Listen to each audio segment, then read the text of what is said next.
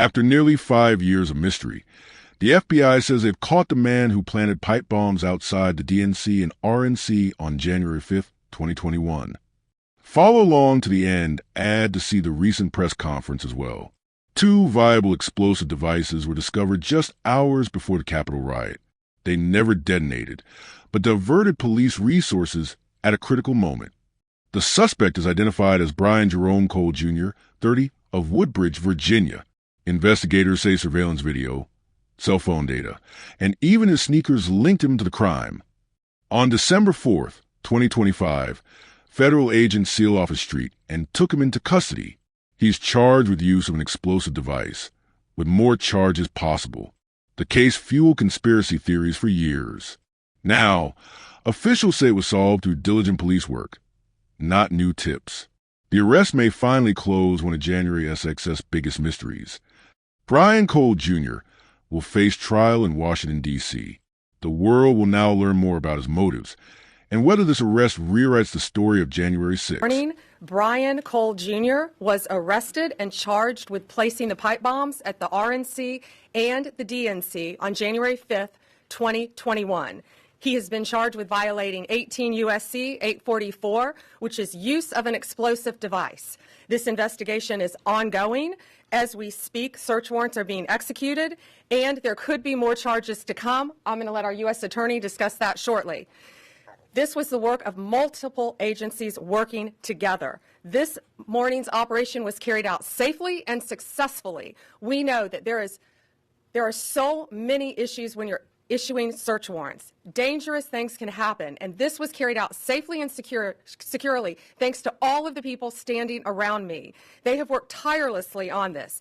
Today's arrest happened because the Trump administration has made this case a priority. The total lack of movement on this case in our nation's capital undermined the public trust of our enforcement agencies.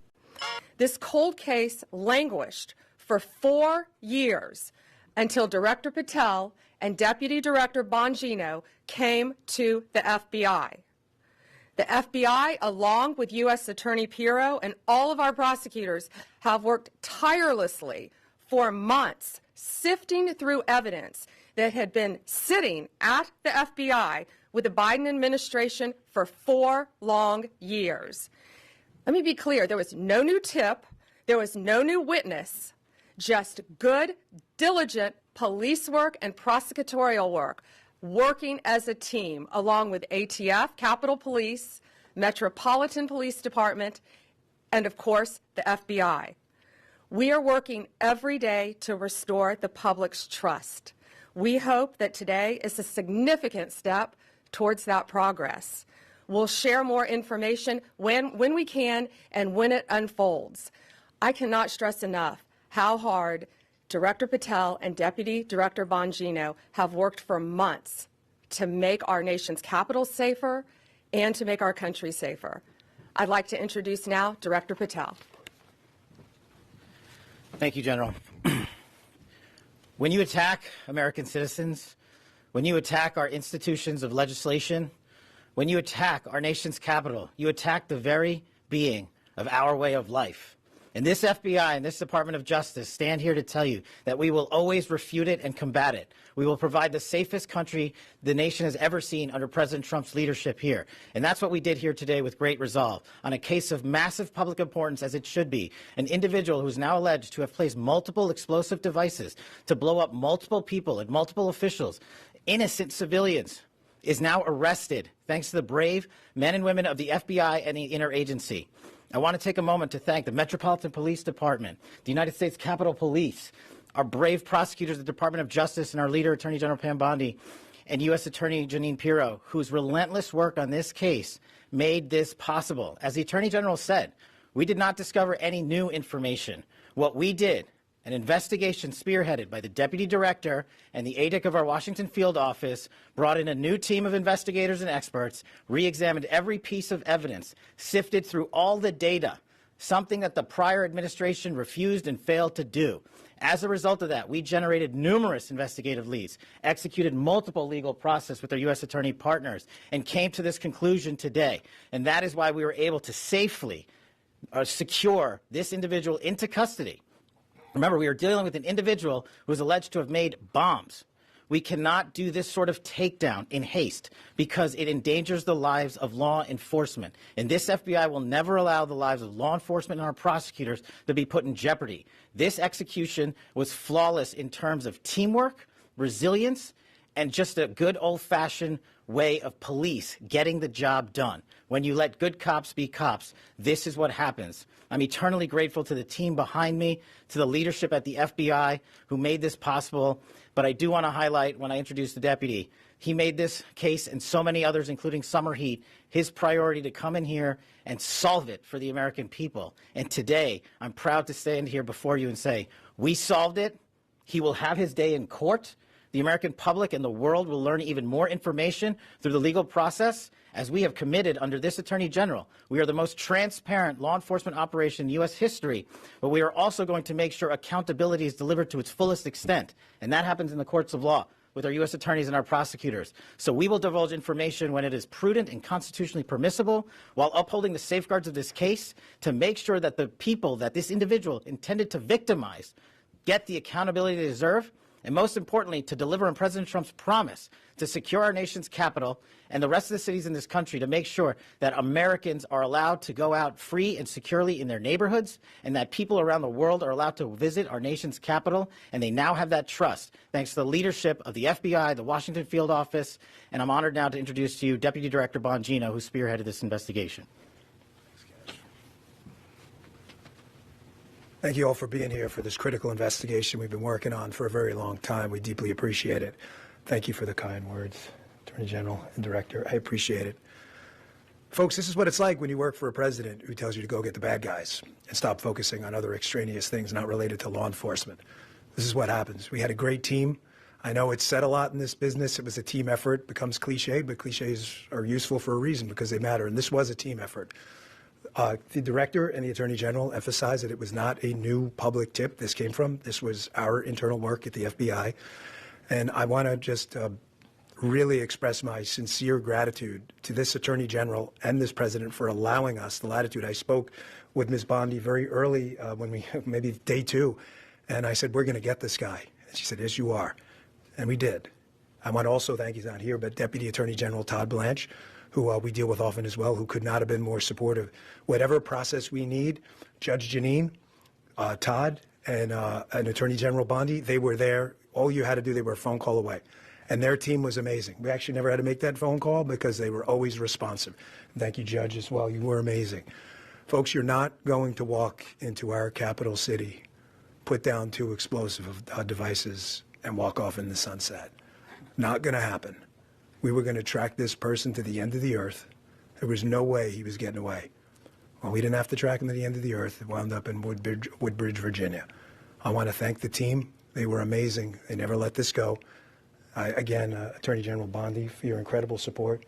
Director Patel, Judge, I know they're giving me a lot of unnecessary credit, but make no mistake, they were intimately involved in this and were there for all of those supportive mechanisms, and I deeply appreciate it. The man whose team did the work is the Assistant Director in charge of our Washington Field Office, Darren Cox. Darren's got some comments, and Darren has some more details on the case he can provide. So thank you all for coming. We appreciate it. Hi, good afternoon. I'm Darren Cox. I'm the Assistant Director in charge of the Washington Field Office. Today's arrest of the alleged D.C. pipe bomber is a momentous day for the American public, for the FBI, for our Joint Terrorism Task Force, or the JTTF, and our partners, the U.S. Capitol Police, Metropolitan Police Department, and ATF. We've also had a large number of other federal, state, and local departments that have worked on this investigation. And last but not least, the U.S. Attorney's Office. We all worked hand in hand to solve this investigation. This has been a long week in D.C. After the terrorist attack last week, the grit and determination of the FBI and our law enforcement partners is an example to the American public of what cooperation, partnership, and selfless service can accomplish. The amount of effort the FBI and our partners devoted to identifying the pipe bomber cannot be overstated. It is the resolve and determination of our investigators that ultimately led to the identification and the arrest of this suspect. We all know pipe bombs are dangerous, not because of the potential loss of life, damage to property, or injury that they can cause, but also because they are tools that terrorize our community. Fortunately, these bombs did not explode, although they certainly could have. But make no mistake, the alleged pipe bomber did terrorize our community. Today's actions underscore the long memory and the long reach of the FBI and our partners.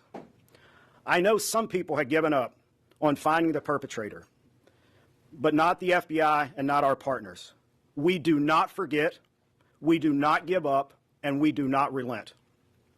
Though it had been nearly 5 years, our team continued to churn through massive amounts of data and tips that we used to identify this suspect. I want to thank Director Patel and Deputy Director Bongino for their leadership and for providing us the resources and the personnel to reevaluate all of the data that we had. We dove into more than 3 million lines of data to come up with this suspect. Director Patel, Deputy Director Bongino, thank you for your support, thank you for your passion, and thank you for your investment in this investigation. From me, on behalf of the investigators, the Washington Field Office, and all of our partners, thank you. I'd also like to thank Judge Pirro. Judge, your team and you are absolutely amazing. You're the type of prosecutors and U.S. attorney that all of the investigators across the country want to work with. They're hard-nosed and they're aggressive, and thank you for that. I'd also like to thank the American public for providing tips and leads, not just on this case, but every day on cases across the country that are being solved by law enforcement. And finally, I want to commend all of the members of the Washington Field Office, and most specifically, the investigative team. Their diligence and persistence led to this arrest today, and they are absolutely, totally dedicated not only to this case, but every case they work. So thank you, Washington Field Office. Last, I will say our work is not done. The FBI will continue to pursue every lead and use every resource that we have to ensure that the D.C. pipe bomber is brought to justice. Thank you. You keep hearing the words partnership and team, and that's what we are. And we could not do this without our U.S. Attorney, Jeanine Pirro. Jeanine, from day one, has worked tirelessly for our country and for our nation's capital. It's my honor to introduce my friend, U.S. Attorney Jeanine Pirro. Thank you very much, Attorney General. And you have been listening to a lot of thank yous and a lot of gratitude. The reason that we're thanking each other to the extent that we are today is because we have seen in this case an incredible collaboration around the clock, in the middle of the night. It doesn't matter. We call each other, we make contact, they need a warrant, they need something, someone wants legal advice. These are the men and women who never give it up. You hear about government employees, but I don't know if you really realize what it is that they do.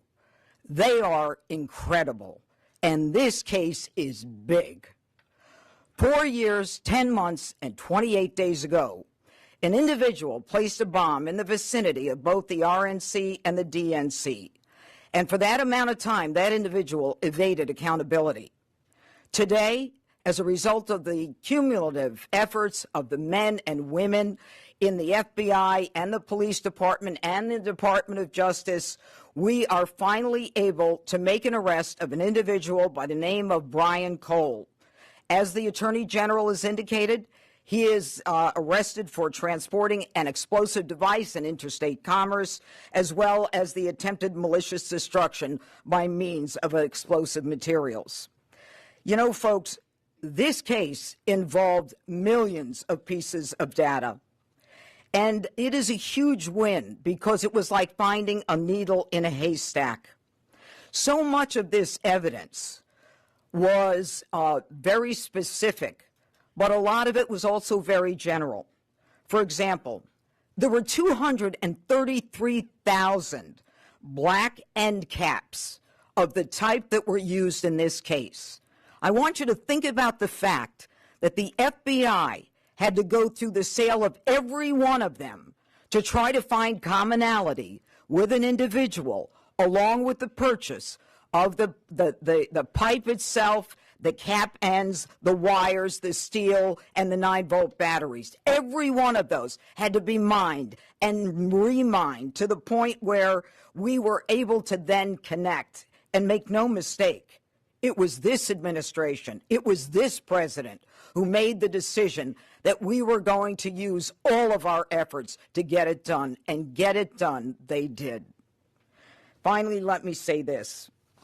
Today begins the formal process of accountability, where this defendant will begin his journey through the criminal justice system. And I pledge to you that the United States Attorney's Office will take this case across the finish line. Again, thank you to the incredible work of the FBI, to the Attorney General, and to our local partners as well. This is a job that I think was well done. Thank you. President Trump's directive to all of us was to not only make America safe again, but D.C., and to make it safe and beautiful. We could not have done that without our partnership with Mayor Bowser and Chief Smith. It is my honor to introduce Metropolitan Police Department Chief Smith. Good afternoon, and thank you, everyone. I am Chief Pamela Smith, Chief of Police of the Metropolitan Police Department. Thank you, Attorney General Bondi, U.S. Attorney Janine Pirro, and FBI Director Patel for having me here today. For nearly 5 years, the agencies standing here today have worked together under the leadership of the FBI to locate our suspect who is responsible for the 2 pipe bombs that were placed around our city. MPD members assigned to the FBI's Joint Terrorism Task Force have supported this case from the beginning. That supports include looking, reviewing, and going through countless, probably thousands of hours of CCTV footage from around the DNC and RNC headquarters, and they followed up on hundreds and thousands of leads from members of our communities. What I will say today is that Washingtonians can rest easier today knowing that the suspect responsible for this act is now in custody. This morning's arrest is yet another reminder that committing any act with the intention of harming the residents and visitors of the District of Columbia will result in your arrest. The men and women of the Metropolitan Police Department, the FBI, the ATF, the U.S. Capitol Police, and certainly the prosecutors at our U.S. Attorney's Office will go to the furthest length. I heard somebody say to the end of the earth, but thank God we didn't have to go to the end of the earth today, that we were able to bring this subject into custody. I want to commend the men and women of the FBI and the members of the Metropolitan Police Department and all of the agencies who are standing behind me today on a job well done. I will turn it over now to Attorney General Bondi. We're going to take some questions. Just remember, as I said in the beginning, this is ongoing. It's very active. The search warrants are still being executed. Many charges potentially to come. So just keep that in mind when asking your questions. Jake, Fox News.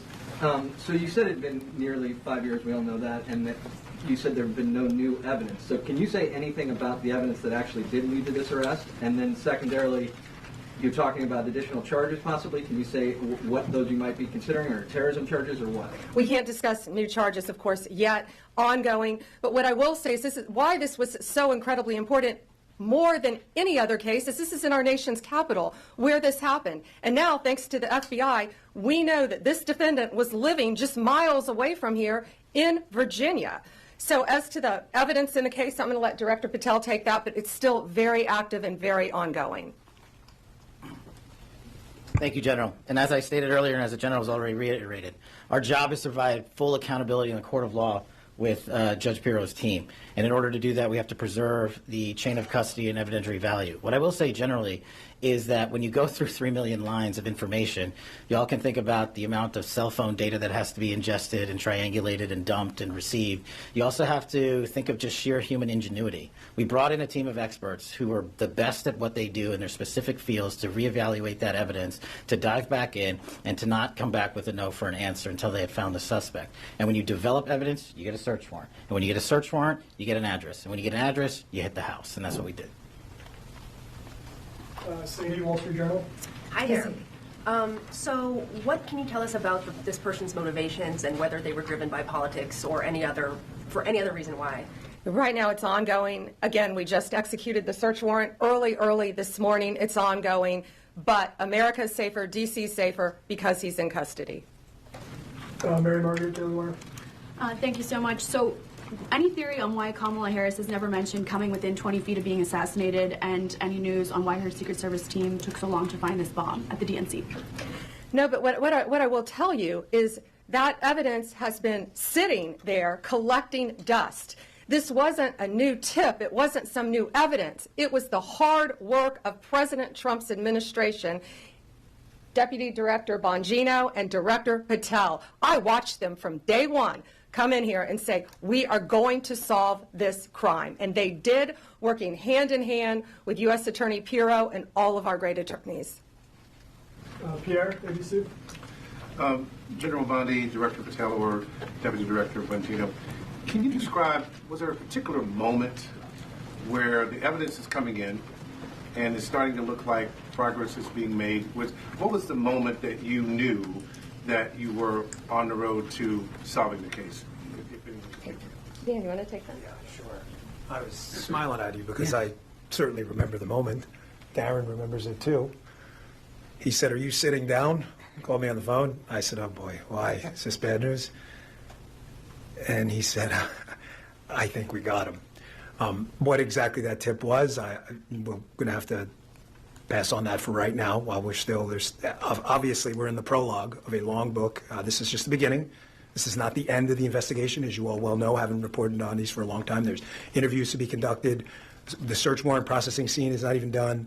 So we're at the early stages, so that's the only reason I hesitate to tell you what the exact tip was. But yes, that was absolutely the moment, and it was due to the diligent and incredible work of a team in the Washington field office that came in and just scoured through this over and over and over and over again. In general, was it forensic? Was it a phone call? Was it something about a vehicle? We'll just leave it generally forensic evidence. Yeah, it's fair enough to say. Excuse me? How long ago that was? I'd rather not say because of the ongoing interview process, and I don't want to. Yeah. I just want to add something to tell you how thorough this team was. That moment, that was kind of like the aha moment, that wasn't the end. This team continued to work and work and work to get every bit of evidence that we could get. We didn't stop at that moment, and that's a testament to the fact that the team wanted every possible piece of evidence that they could gather. One more? One more, Kelly O'Donnell, NBC. Thank you so much. Have you recovered the notable sneakers? Have you done surveillance of this suspect from that aha moment to when you exercised the search warrants today? And obviously this happened on January 5th into January 6th. How should the public look at this case separate from all of the cases related to what transpired on January 6th and the president's subsequent pardons? I'm going to let Director Patel take the evidence part. We have to be careful. Again, you've asked very good investigative questions, but this is ongoing, very active. But America should feel safer today. We say a pipe bomb. These are bombs. These were live, active bombs that were placed in Washington, D.C. Director. Thank you. This shows you how much detail you and the American public have paid attention to this case.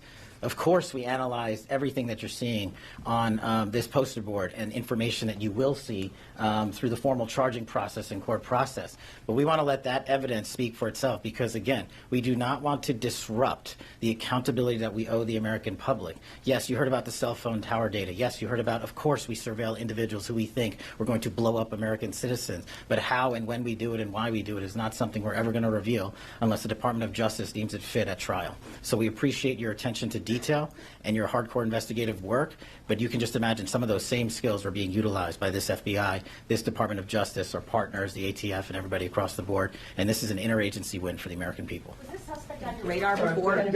Thank you all. And one more thing, this is the best birthday present I think Deputy Director Bongino could ask for today. Happy holidays, Merry Christmas. Thank you. Welcome to the Inner Circle. This isn't just a membership, it's a mission. You're supporting forensic truth, mythic blends, and ceremonial broadcasts that honor every moment.